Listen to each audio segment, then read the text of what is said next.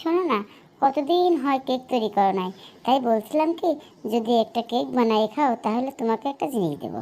ঠিক আছে, আগে তাহলে বল কি দিবি, তারপর সিদ্ধান্ত নেবো কেক তৈরি করবো কি করবো না। এতে আবার সিদ্ধান্ত নেওয়ার কি আছে? দিতে যখন চেয়েছি তখন তো কিছু একটা দেবই। সেই কিছু একটা নামই আমি শুনতে চাই। আসলে যে জিনিস দিলে তুমি সারা জীবন বসে খেতে পারবে সেই রকম একটা জিনিসই দেবো। তাই নাকি? তাহলে তো শুনতেই হয়, কি এমন জিনিস যা দিলে সারা জীবন বসে খেতে পারবো? কেন, আমি তোমার জন্য একটা প্রিয় উপহার দেবো যাতে তুমি বসে সারা জীবন খেতে পারো। Oh, no, no, no, no.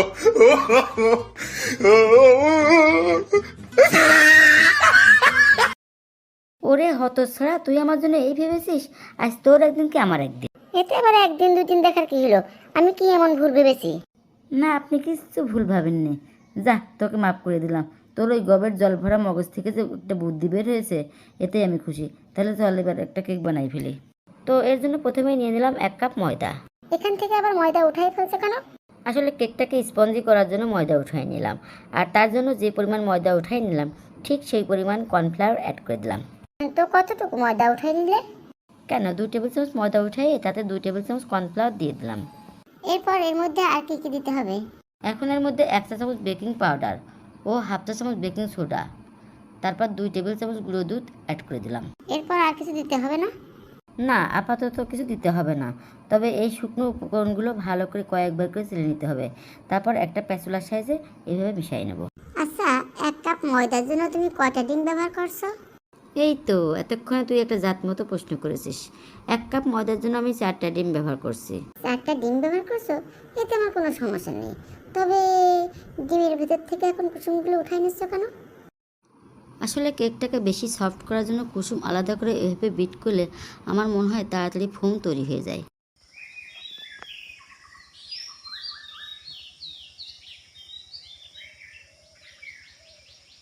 কুসুম ছাড়া ডিমের এই সাদা অংশ বিট করে ফোম তৈরি করতে কত সময় লাগতে পারে?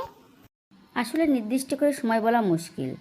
আমার মতে 3 থেকে 4 মিনিট সময় লাগতে পারে, তবে বিটার মেশিনের ব্র্যান্ডের কারণে সময় কম বেশি হতে পারে। এখন ওই ডিমের ফোমের মধ্যে সাদা সাদা ওগুলো কি দিচ্ছ? এটা হচ্ছে চিনি। চিনিকে এমন ধবধবে সাদা গুঁড়ো গুঁড়ো মনে হচ্ছে কেন? ওরে ব্যাককল, আমি 1 কাপ চিনি ব্লেন্ডার জারে নিয়ে এইভাবে ব্লেন্ড করে নিয়েছি।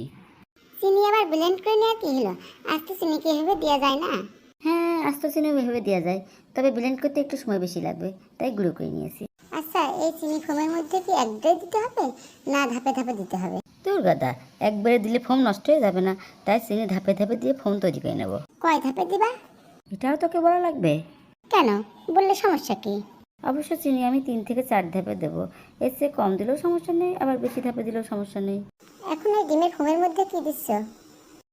এই ফোমের মধ্যে সেই উঠিয়ে রাখা ডিমের কুসুম দিচ্ছি। ডিমের কুসুম দিয়ে কতক্ষণ বিট করবা? ডিমের কুসুম দিয়ে 1 মিনিট মতো বিট করে নেব। কুসুম দিয়ে বিট করার পর এখন এটা কি দিচ্ছ? এটা হচ্ছে বাটার স্কচ ইমার্শন। এটা যে কোনো কেক শপে গেলেই পাওয়া যাবে। এটা দিয়ে আরও কিছুক্ষণ বিট করে নেব। এরপর এর মধ্যে আর কি দিতে হবে? এরপর এর মধ্যে 2 টেবিল চামচ বা 30 ml রান্নার সয়াবিন তেল অ্যাড করে দিলাম। তেল দিয়ে কতক্ষণ বিট করতে হবে? তেল দিয়ে 30 সেকেন্ড মতো বিট করলেই হবে, এর বেশি করা যাবে না। আর তোমরা দেখতেই পাচ্ছ এরই মধ্যে ডিমের মেলানটাও রেডি হয়ে গেছে। মেলান তো রেডি হয়ে গেছে, তাহলে এখন এর মধ্যে সেই শুকনো উপকরণগুলো একবারে দিয়ে দাও। এই গর্ধব, আমি কি তোকে বলেছি শুকনো উপকরণগুলো একবারে দিতে হবে? না, এটাও চিনির মতো ধাপে ধাপে দিয়ে এই মেলানের সাথে মিশিয়ে নিয়ে একটা পারফেক্ট ব্যাটার তৈরি করে নেব। আচ্ছা, এর মধ্যে তো লিকুইড দুধ দিলে না? আসলে আমার এই মেলানটা একটু পাতলা হয়েছে, তাই দুধ দেওয়ার প্রয়োজন হয়নি। ডিমের সাইজ বড় হলে অনেক সময় দুধ দেওয়ার প্রয়োজন হয় না, তবে 4টা ডিমের জন্য 2 টেবিল চামচ দুধ দিলেই হয়। এ পর্যন্ত এর মধ্যে তো 2বার শুকনো উপকরণ দিলে, আর দিতে হবে না? অবশ্যই দেব। আমি প্রথম, দ্বিতীয়, তৃতীয় ধাপে করে শুকনো উপকরণগুলো দিয়ে আস্তে আস্তে ঘুরাই ঘুরাই এইভাবে মিশিয়ে নিলাম। এখন তো কেকের জন্য ব্যাটার একদম রেডি, তাহলে কেক মোল্ডের মধ্যে ঢেলে ফেলো। ঠিক আছে, তো এখানে আমি 9 ইঞ্চি রাউন্ড শেপের একটি মোল্ড নিয়েছি, আর মোল্ডের নিচে সামান্য একটু তেল ব্রাশ করে কাগজ বিছিয়ে দিয়েছি, আর এর মধ্যে সম্পূর্ণ কেকের ব্যাটারটা দিয়ে দিলাম। তারপর একটি স্টিকের মাধ্যমে ব্যাটারের মধ্যে ঘুরিয়ে ঘুরিয়ে নিলাম, আর বেশ কয়েকবার ট্যাপ ট্যাপ করে দিলাম। এতে করে কেক সমানভাবে বেক হবে। তো তাহলে এবার চলো চুলার উপর কেকটাকে বেক করার জন্য। কেকটাকে বেক করার জন্য 10 মিনিট আগে থেকে আমি একটি পাতিল লো আছে হিট করে নিয়েছি, আর হাঁড়ির নিচে একটি স্ট্যান্ড দিয়ে রেখেছিলাম। স্ট্যান্ডের উপর কেক মোল্ডটাকে বসিয়ে দিলাম আর পাতিলটা ঢাকনা দিয়ে ঢেকে দিলাম। তাহলে এখন ঢাকনার ছিদ্রটা খুব ভালো করে কাগজ দিয়ে বন্ধ করে দাও, যেন ভিতরের ভাপটা বাইরে বেরিয়ে না আসে। ঠিক আছে, এখন চুলার জালটা একদম লো আছে চেয়ে সামান্য একটু বাড়িয়ে 45 মিনিটের জন্য ঢেকে রেখে দিলাম। প্রায় তো 50 মিনিট হয়ে গেল, চলো যাই গিয়ে দেখি কি অবস্থা। 50 মিনিট পর ফিরে আসলাম, আর দেখো কেকটা কত সুন্দর হয়েছে। আর একটা কাঠি দিয়েও চেক করে নিলাম, আর কাঠিটাও ক্লিন এসেছে। আসলে চুলার আঁচের উপর অনেক সময় কম বেশি লাগতে পারে। তাহলে এখন কেকটা 30 মিনিটের জন্য ঠান্ডা করে নাও। 30 মিনিট পর ফিরে আসলাম, আর আমার কেকটা সম্পূর্ণ ঠান্ডা হয়ে গেছে। আর তোমরা দেখতেই পাচ্ছ কেকটা ঠান্ডা হয়ে যাওয়ার পরও একটুও চুপসে যায়নি, দেবে যায়নি বা কমে যায়নি। যতটুকু ছিল ততটুকুই আছে। তো কেকটা সাইড থেকে সেটে মোল্ড আউট করে নিলাম, আর এবার নিচে যে বেকিং পেপার দিয়েছি সেটাও উঠিয়ে নিচ্ছি। ও মা, দেখো নিচে থেকেও কেকটা কত সুন্দর কালার হয়েছে, আর স্পঞ্জি আর সফট হয়েছে। তো ঠিক আছে, কেকটাকে আমি এখন স্লাইস করে নিচ্ছি। তবে আমি 2টি স্লাইস করব, তোমরা চাইলে 3, 4 বা 5টা স্লাইসও করতে পারো। আরেকটি কথা, টার্নিং টেবিলের উপর রেখে এভাবে ঘুরিয়ে ঘুরিয়ে স্লাইস করলে বেশি ভালো হয় আর সমানও হয়। তো বন্ধুরা, তোমরা তো দেখতেই পাচ্ছ স্লাইস করা হয়ে গেছে, আর কেকটা ভিতর থেকেও অনেক সফট আর স্পঞ্জ হয়েছে। তো এবার চলো ডেকোরেশন করতে হবে। তার জন্য প্রথমে কি করতে হবে? এর জন্য আমি ডিপ ফ্রিজ থেকে 1 ঘন্টা আগে থেকেই ট্রপিক্যাল হুইপ ক্রিম বের করে রেখেছি। এখন তাহলে কতটুকু ক্রিম নিচ্ছ? আমি 1/4 কাপ বা 1 কাপের একটু বেশি হুইপ ক্রিম নিলাম। এখন এটা কতটুকু সময় নিয়ে বিট করবা? আমি 3 থেকে 4 মিনিট ধরে বিট করে নিলাম, তবে মেশিনের ব্র্যান্ডের কারণে অনেক সময় কম বেশি লাগতে পারে। এখন তো ক্রিম বিট করা হয়ে গেছে, আর ক্রিমের মধ্যেও খুব সুন্দর একটা থিকনেস ভাব এসেছে। এই অবস্থায় ক্রিম 2 ভাগে ভাগ করছো কেন? আসলে আমি এই ক্রিমের একটি অংশ সাদায় রাখবো, আর একটি অংশে পার্পল কালার মিশিয়ে নেব। কতটুকু পরিমাণে কালার দিবা? এতে আমি 2 চা চামচ পার্পল কালার মিশিয়ে 1 মিনিট মতো বিট করে নেব। তারপর এই ক্রিম আধা ঘন্টার জন্য নর্মাল ফ্রিজে রেখে দেবো, যাতে ডেকোরেশন করার সময় গলে না যায়। তো চলো এবার ঠিকঠাক মতো ডেকোরেশনটা করে নাও। আর সহ্য হচ্ছে না, মনে হচ্ছে এখনই কেকটা খেয়ে ফেলি। ঠিক আছে, আর বেশিক্ষণ অপেক্ষা করাবো না। তো এর জন্য প্রথমে কেক বোর্ডের উপর সামান্য পরিমাণ একটু ক্রিম লাগিয়ে নিলাম। তারপর দিয়ে দিলাম কেকের প্রথম স্লাইস।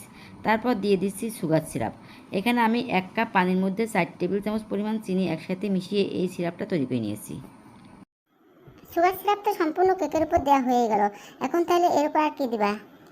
কেন, এখন তাহলে কিছুটা ক্রিম নিয়ে এর উপর পুরো করে লাগিয়ে দেবো। আচ্ছা, মাঝখানে ক্রিমটা পুরো করে দিতে হবে কেন? আসলে মাঝখানে ক্রিম পুরো করে দিলে কেকের স্বাদ অনেকটা বেড়ে যায়, তাই আমি সবসময় মাঝখানে ক্রিম পুরো করে দেওয়াই পছন্দ করি। এরপর তাহলে দ্বিতীয় স্ল্যাশটা বসিয়ে সুন্দরভাবে সব দিক থেকে সেট করে নাও। এখন সেমভাবেই দ্বিতীয় স্লাইসের উপর দিয়ে দেবো সুগার সিরাপ আর দিয়ে দেবো ক্রিম। আর ক্রিমের পরিমাণটা যে যেমন খেতে পছন্দ করে তার উপর ভিত্তি করে বাড়িয়ে কমিয়ে দেওয়া যেতে পারে। আর কেকের নিচের লেয়ারটা উপরে দিলে ফিনিশিংটা ভালো হয় আর সমানও হয়, আর সেই জন্য আমি কেকের নিচের লেয়ারটা উপরে দিয়েছি। তারপর একটু বেশি করে সুগার সিরাপ দিয়ে দিলাম।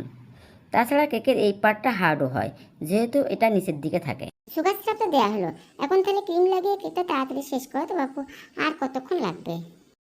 ঠিক আছে, আমি প্যাচুলার সাহায্যে সামান্য একটু ক্রিম উপরে লাগিয়ে দিলাম। তবে ক্রিম হালকা করে সব জায়গায় লাগিয়ে ট্রান্সকোটিং করে একটু ফ্রিজে রেখে পরে ফিনিশিং দিলে ভালো হতো, কিন্তু হাতে সময় না থাকার কারণে এইভাবেই লাগিয়ে দিচ্ছি। আমি বুঝি জানি না, এসব তোমার অজুহাত। একটু সময় নিয়ে করলে আরও ভালো হতো কেকটা দেখতে। তবে ঠিক আছে, খুব দেখতে ভালো না হলেও খেতে তো খারাপ হবে না, আর আমার জন্য এটাই যথেষ্ট। স্বাদ হলেই হলো। সব দিকে থাকিস তাই না, আগে আগে খেতেও চাচ্ছিস আবার কথাও শোনাচ্ছিস। ঠিক আছে, এখন আমি একটি পাইপিং ব্যাগের সাইজে ক্রিম উপরে এবং সাইডে লাগিয়ে নিচ্ছি। তারপর প্লেট নাইফের মাধ্যমে কেকের উপরটা কিছুটা সমান করে নিচ্ছি। তো উপরটা একটু মোটামুটি সমান করে নেওয়ার পর এবার একটা স্ক্রাবারের মাধ্যমে কেকের সাইডটা টেনে সমান করে নিচ্ছি। তারপর প্লেট নাইফের সাহায্যে উপরে আরেকটু ফিনিশিং দিয়ে একটা কেক শ্রেণীর সাহায্যে এভাবে স্ক্রাব করে নিচ্ছি। যারা নতুন তাদের জন্য এই পদ্ধতি খুবই ভালো, কারণ কেক একটু কম ফিনিশিং হলেও সমস্যা নেই। তাতে এই চিরুনি দিয়ে স্ক্রাব করলে বোঝা যাবে না, এতে কেক দেখতেও সুন্দর লাগবে। তো সবই তো বুঝলাম, এখন তাহলে একটা নজলের সাহায্যে কয়েকটা ফুল বসিয়ে দিলে হতো না? তো ঠিক আছে, তাই হবে। আমি এখন 6B নজলের সাহায্যে উপরে এবং নিচেই বর্ডার করে ফুল বসিয়ে দিচ্ছি। তো বন্ধুরা, আমাদের এই কেকের রেসিপি কেমন লাগলো? যদি ভালো লাগে একটি লাইক, কমেন্ট, শেয়ার করতে ভুলো না কিন্তু। আর এরকমই সব রেসিপি পাওয়ার জন্য চ্যানেলটিকে সাবস্ক্রাইব করে আমাদেরকে সহযোগিতা করবে, এই প্রত্যাশায় সকলকে ধন্যবাদ জানিয়ে আজকের মতো এখানে বিদায় নিচ্ছি। সকলে ভালো থাকবে, নিরাপদে থাকবে। আল্লাহ হাফেজ।